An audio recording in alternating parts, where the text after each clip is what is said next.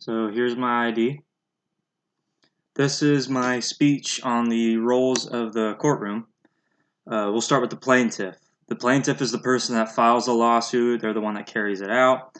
They're suing somebody, and sometimes they're also called a claimant because they're also filing a claim against somebody, depending on if it's a civil or a criminal case.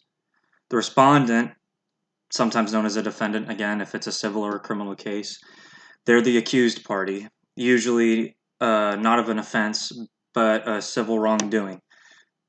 This could also be like a breach of contract, not paying somebody, paying them a wrong amount, stuff like that. The accused and the respondent could easily get confused. Even though they are both having a lawsuit filed against them, it's the difference between a crime or a civil. The accused is in the crime section. These crimes could be both state or federal. They could be something such as stealing, murdering, like big, not just a misdemeanor. It could be serious time and a serious crime. The prosecutors are the ones who work for either state, local, or federal governments. Their job is to interview the witnesses or the victims, evaluate and go over the police reports, and they do legal research to plan the prosecution of the cases they're assigned to. The defense attorney, or the lawyer, is the advocate for the accused. He or she makes sure the law is carried out as the way it should be for his or her client. They try to work for a smaller sentence if needed. So they're the one that basically represents their client, whether that's the accused or the accuser. The judge carries out the court case. They watch over the court and make sure that order is maintained. The judge also looks at the evidence and makes sure that it was collected legally and isn't improper. The judge gives the rules and the standards that the jury must use when deciding the case. The judge will also sentence the convicted criminal defendants. So going back to making sure that evidence is collected legally and isn't improper. If it is collected illegally, the judge will throw it out and it can't be used in the court case. The victim is the person who the crime was committed on.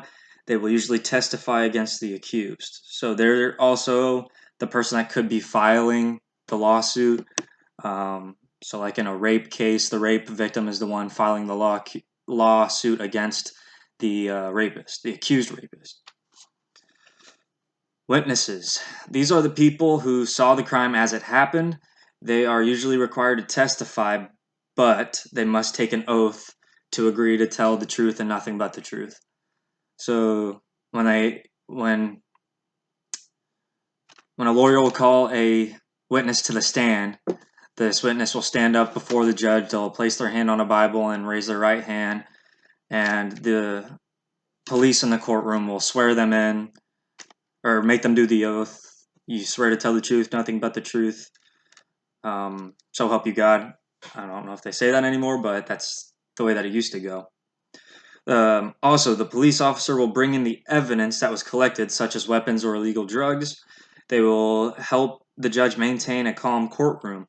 If a fight breaks out, they will break up the fight and make arrests if necessary. So this happens all the time when somebody lashes out to a sentence. Like if somebody feels like they're wrongfully sentenced or sentenced too much time, they'll usually lash out and try to attack the judge. This is when the police steps in and they'll hopefully intervene before the accused can get to the judge, but sometimes it doesn't happen. Jury. The jury sits in during the trial and listens as evidence is presented. They will listen to both sides as the attorneys present their case.